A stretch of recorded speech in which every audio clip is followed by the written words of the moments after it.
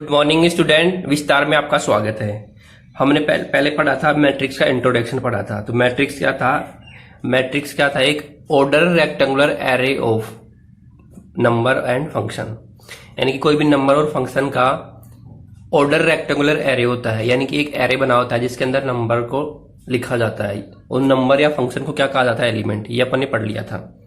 तो कोई भी मैट्रिक्स उसको कैसे रिप्रेजेंट करते हैं? कोई मैट्रिक्स ए है उसको कैपिटल लेटर से रिप्रेजेंट करते हैं, उसके जो एलिमेंट होते हैं उनको स्मॉल लेटर से रिप्रेजेंट करते हैं, और उनका जो ऑर्डर होता है वो m इंटू एन। इसको पढ़ते हैं एम बाई एन, यानी कि m तो नंबर ऑफ रोज होती है और n क्या होती है? Number of column. रोज किसे कहते हैं? जो हॉरिजेंटल लाइंस होती है, और जो वर्टिकल लाइन होती है उनको कॉलम कहते हैं। तो कोई मैट्रिक्स है उसको मैट्रिक्स ए बराबर I J M into N, और आई कहाँ से कहाँ तक लाई करता है? आई ग्रेटर देन और equal to 1 and less than equal to M होता है। इसी प्रकार जो जे होता है वो अपना ग्रेटर देन और इक्वल टू 1 होता है and less than equal to N होता है, और दोनों आई और जे नेचुरल नंबर से बिलोंग करते हैं। तो अपना एक एग्जांपल था कि अपन को कंस्ट्रक्ट करना था 3x2 मैट्रिक्स। क्या कंस्ट्रक्ट करना था? 3x2 मैट्रिक्स, और जो ए दे रखा था वो डिफाइन कर रखा था उसने, मैट्रिक्स ए आई जे दे रखा था 1/2 mode of I minus 3j, ये दे रखा था। तो ये मैट्रिक्स मैंने अपने लास्ट टाइम डिस्कस किया था। 3x2 की मैट्रिक्स बनानी थी। तो सबसे पहले 3x2 का मतलब क्या है कि कॉलम तो रोज तो कितनी होंगी? 3, और कॉलम कितने होंगे? 2। तो सबसे पहले कोई मैट्रिक्स ए लिख लो तो वो कैसे बनेगी? वैसे बनेगी। इसमें क्या क्या आएगा? A11 A12। अब कॉलम 2 लेने ना, तो 1 और 2, फिर A21 A22, फिर A31 A32, ऐसे बनेगी मैट्रिक्स। अब ये आ गए इसके एलिमेंट। और A11 का मतलब ये तो ये आई है और ये जे है, यानी कि अगर A11 लिखना है मुझे, अगर मुझे लिखना है A11, तो आई की वैल्यू भी 1 और जे की वैल्यू भी 1। तो क्या आ जाएगा यहाँ पे? 1/2 1 माइनस 3 इंटू 1। ये अपन पहले डिस्कस किए थे। तो एक बार ऊपर ऊपर से बता देता हूँ फिर से, अगर किसी को समझ में नहीं आया हो तो 1 माइनस 3, तो 1/2। 1 माइनस 3 क्या होता है? माइनस का 2, और अगर मोड के अंदर लिखा रहता है कोई भी तो हमेशा प्लस का ही आता है। तो कितना आ जाएगा? 1 आ जाएगा यहाँ पे। इसी प्रकार अगर मुझे लिखना है A12, तो वे A12 का मतलब क्या है? आई की वैल्यू 1 और जे की वैल्यू 2, तो 1 माइनस 3 इंटू 2। तो देखो कितना आ जाएगा? 1/2। 1 माइनस 3 माइनस 2 कितना आ जाएगा? 6, और 1 माइनस 6 माइनस का 5 आ जाएगा, माइनस का 5 आ जाएगा ना। तो मोड के अंदर है तो ये प्लस हो जाएगा, तो प्लस का 5/2, ये आएगा आंसर। इसी प्रकार अगर मुझे लिखना है A21, तो इस प्रकार इस टाइम क्या आएगी? आई की वैल्यू 2 हो जाएगी और जे की वैल्यू 1 हो जाएगी, तो 2 माइनस 3 इंटू 1, तो कितना आ जाएगा? 1/2 2 माइनस 3। 2 माइनस 3 क्या होता है? -1, और मोड के अंदर है तो जब भी मोड के अंदर हो तो वो प्लस हो जाता है माइनस वाला, तो क्या आ जाएगा? 1/2। A22 लिखना है तो इस बार आई की वैल्यू क्या बताई मैंने? 2। जे की वैल्यू क्या आ जाएगी? 2। 2 इंटू 3 इंटू 2, तो 1/2 दिख रहा है ना? 1/2 2 माइनस 6। 2 माइनस 6 क्या होता है? माइनस का 4। मोड के अंदर तो क्या आ जाएगा? 4/2, तो 4/2 क्या आ जाएगा? 2। इसी प्रकार A31 क्या आ जाएगा? इस बार आई की वैल्यू 3 लेनी है, जे की वैल्यू 1 लेनी है, तो 1/2 आई की वैल्यू 3 माइनस 3 इंटू 1, 1/2 3 माइनस 3 कितना आ गया? 0 आ गया ना, तो ये 0 ही आ जाएगा। इसी प्रकार लास्ट वाला एलिमेंट है A32। A32 क्या आ जाएगा? 1/2 आई की वैल्यू 3 जे की वैल्यू 2, तो 1/2 3 माइनस 6, तो यह आ जाएगा माइनस का 3 आएगा, लेकिन मोड के अंदर तो प्लस का आ जाएगा 3/2। ये समझ में आया? तो यहाँ से पता लग रहा है A11, तो ये मैट्रिक्स जो बनेगी वो क्या आ जाएगी? देखो जो भी मैट्रिक्स बनेगी यहाँ पे अपन बना लेते हैं। A11 तो क्या है अपने पास? 1, A12 क्या आया 5/2, A21 क्या आया 1/2, A22 क्या आया 2, A31 क्या आया 0 और A32 क्या आया 3/2। ये बन गई अपनी मैट्रिक्स 3/2 की। समझ में आया? तो ये अपना एग्जाम्पल नंबर 3 था। आई थिंक इतना समझ में आ गया होगा। ठीक है, अब अपन आगे पढ़ते हैं टाइप्स ऑफ मैट्रिक्स, मैट्रिक्स के टाइप। तो टाइप्स ऑफ मैट्रिक्स में क्या आएगा देखो, यानी कि अपन मैट्रिक्स को रो एंड कॉलम के बेसिस पे डिफाइन कर रहे हैं, क्योंकि मैट्रिक्स में क्या होते हैं, नंबर ऑफ रोज होती है और कॉलम होती है, तो उसी के बेसिस पे डिफाइन करते हैं मैट्रिक्स को कि कितने रो होंगे तो क्या कहेंगे। तो अगला टॉपिक अपना types of matrix, types of matrix.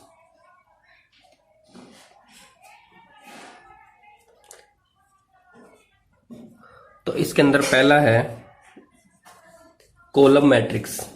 पहली मैट्रिक्स क्या है, column matrix.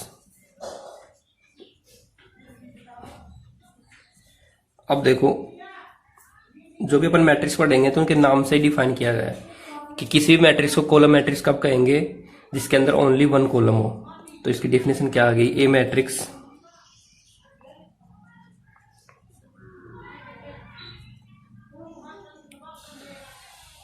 Is said to be column matrix. उसको क्या कहा जाएगा, is said to be column matrix, column matrix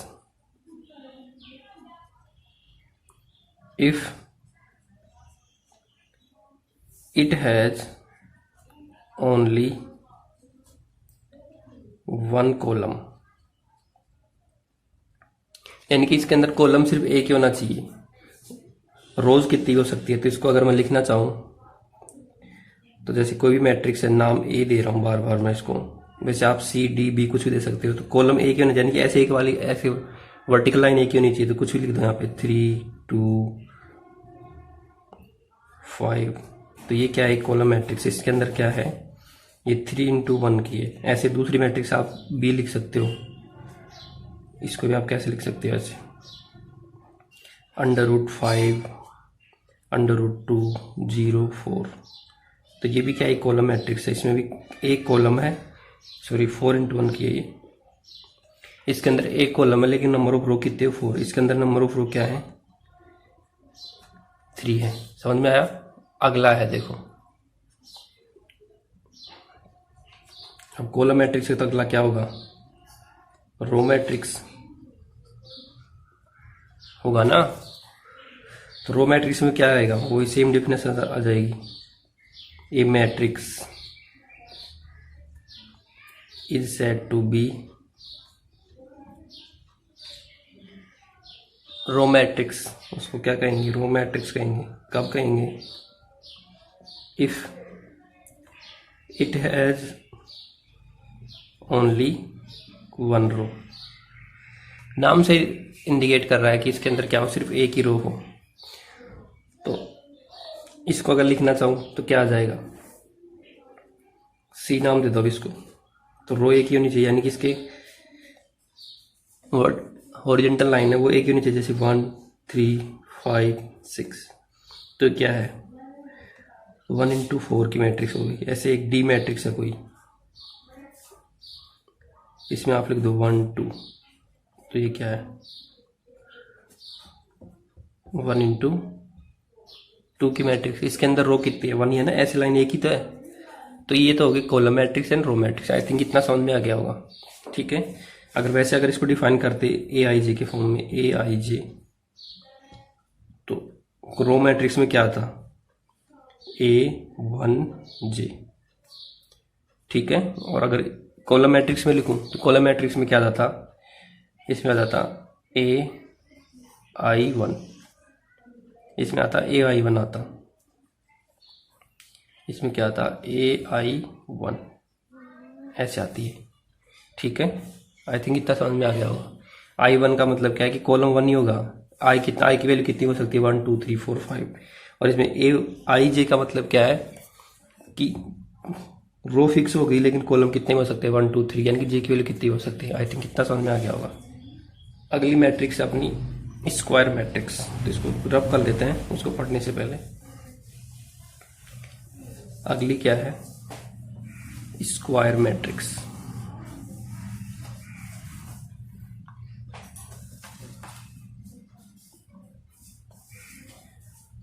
अगली है स्क्वायर मैट्रिक्स।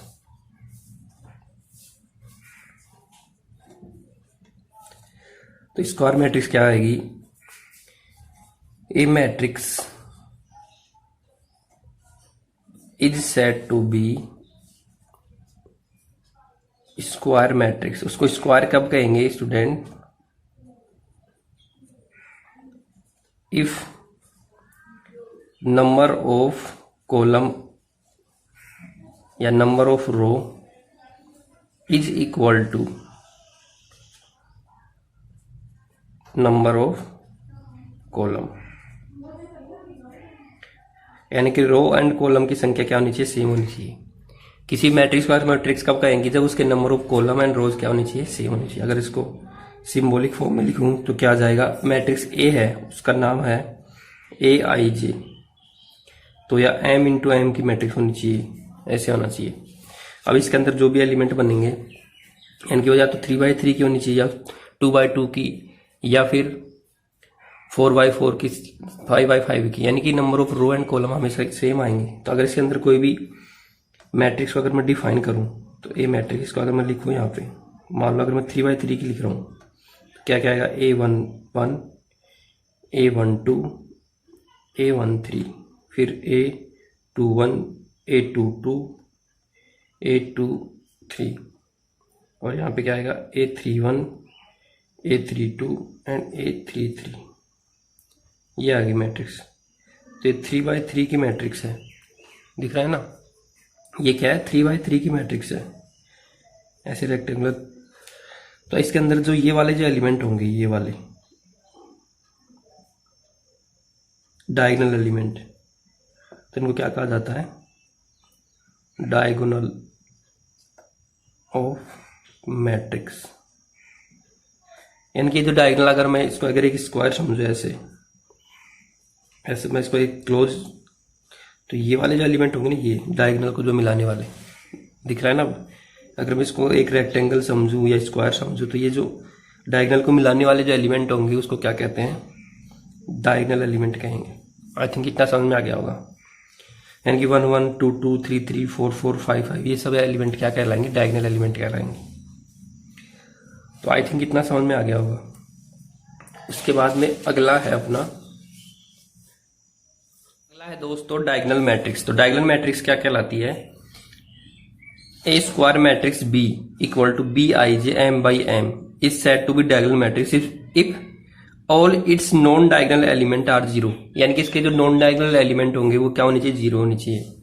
यानी कि कोई भी स्क्वायर मैट्रिक्स है उसी को डायगोनल मैट्रिक्स कहेंगे। ऐसा नहीं है कि किसी भी मैट्रिक्स को डायगोनल मैट्रिक्स कहेंगे। जो स्क्वायर मैट्रिक्स हो गया, यानी कि जिनके number of rose and number of column same होंगे, वो डायगोनल मैट्रिक्स होती है। और उसके अंदर नॉन डायगोनल एलिमेंट जो होते हैं वो सारे के सारे क्या होने चाहिए, जीरो होनी चाहिए। यानी कि सिर्फ it have only diagonal element, diagonal element में ही नंबर होते हैं, बाकी सब जीरो जीरो होते हैं। जीरो का मतलब उसका जो एलिमेंट की वैल्यू जीरो होनी चाहिए, ऐसा नहीं है एलिमेंट की वैल्यू जीरो। तो अगर मैं इसको सिंबॉलिकली में लिखना चाहूँ तो कोई मैट्रिक्स बी है वो क्या कहलाएगी, B I J M by M. M by M क्यों लिखा, क्योंकि ये स्क्वायर मैट्रिक्स होनी चाहिए। Is a diagonal matrix if B I J equal to zero when I not equal to J. यानी कि आई और जे बराबर नहीं होता है तो उसका एलिमेंट क्या आना चाहिए, जीरो आना चाहिए। इसका मतलब क्या हुआ, जैसे 1 2 2 1 3 2 3 1, ये सारे एलिमेंट क्या होने चाहिए, जीरो जीरो होने चाहिए। समझ में आया। तो यहाँ पे एग्जांपल दिए गए हैं दो, कि एक मैट्रिक्स तो क्या है 2x2 की, एक मैट्रिक्स है 3x3 की। तो इसमें देखो ये जो एलिमेंट क्या कहलाएंगे, डायगोनल एलिमेंट कहलाएंगे। मैंने बताया था अगर एक डायगोनल ड्रॉ करता हूं, अगर मैं इसको एक रेक्टेंगल मानूं तो एक डायगोनल ड्रॉ करेंगे अपोजिट वर्टेक्स को मिलाने वाला, तो उसके एलिमेंट क्या होने चाहिए, नॉन जीरो, बाकी एलिमेंट क्या होने चाहिए, जीरो। तो ये 1 0 0 6, तो ये क्या है, डायगोनल मैट्रिक्स। इसी प्रकार जो सी मैट्रिक्स सी है वो भी क्या है 3 0 0 0 1 0 0 0 6। तो ये भी क्या एक डायगोनल मैट्रिक्स है। आई थिंक इतना समझ में आ गया होगा। तो कई बार आपसे पूछ ले कि कंडीशन क्या है डायगोनल मैट्रिक्स के लिए, तो सबसे पहली कंडीशन क्या है, वो एक स्क्वायर मैट्रिक्स होनी चाहिए। तो यहाँ पे एक क्वेश्चन बन जाता है दोस्तों, समझ लो अच्छे से। क्या square matrix is a diagonal matrix? बिल्कुल है। दूसरा, क्या diagonal matrix is a square matrix? बिल्कुल, ये भी सही है। ठीक है, तो पहला मैंने क्या बोला, क्या square matrix is a diagonal matrix? ये जरूरी नहीं है, लेकिन इसका उल्टा, diagonal matrix is a square matrix. बिल्कुल, डायगोनल मैट्रिक्स का स्क्वायर मैट्रिक्स होना जरूरी है, लेकिन स्क्वायर मैट्रिक्स डायगोनल मैट्रिक्स हो ये कंफर्म नहीं है। वो कब होगी? जब इसके नॉन डायगोनल एलिमेंट जीरो हो। समझ में आ गया क्या बोला मैंने? कि कोई भी स्क्वायर मैट्रिक्स जरूरी नहीं है कि वो डायगोनल मैट्रिक्स हो। क्यों जरूरी नहीं है? क्योंकि इसके नॉन डायगोनल एलिमेंट जीरो नहीं होंगे तो वो डायगोनल मैट्रिक्स नहीं कहलाएंगी। वो डायगोनल मैट्रिक्स कब कहलाएगी? जब उसके डायगोनल एलिमेंट के अलावा बाकी के एलिमेंट जीरो हो। समझ में आया? लेकिन इसका उल्टा, क्या डायगोनल मैट्रिक्स के स्क्वायर मैट्रिक्स? हाँ बिल्कुल, ये सही होगा, ये हर एनी टाइम ट्रू होगा। तो कई बार एक नंबर में पूछ लेता है ऑब्जेक्टिव टाइप में, क्या ये स्टेटमेंट ट्रू है क्या कि a square matrix is a diagonal matrix? दूसरा, a diagonal matrix is a square matrix. तो पहला वाला जो a square matrix is diagonal matrix, तो ये हमेशा ट्रू नहीं होगा। कब तक ट्रू नहीं होगा? जब तक कंडीशन नहीं लगाए कि जो ए उसके नॉन डायगोनल एलिमेंट है वो जीरो जाएंगे तो वो डायगोनल मैट्रिक्स बन जाएगी। समझ में आ गया? अगला है स्केलर मैट्रिक्स। अगला क्या है? Scalar matrix. अगला है स्केलर मैट्रिक्स। समझ लो, स्केलर मैट्रिक्स।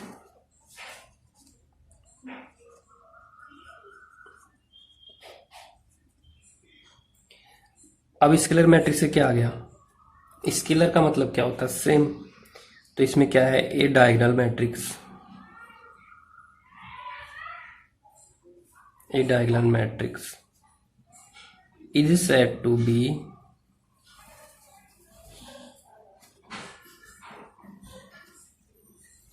Scalar matrix. इसको क्या कहा जाएगा? Scalar matrix.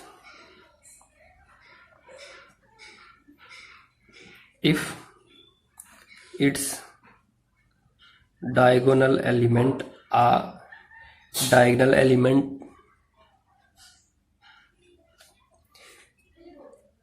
equal। Diagonal element क्या है?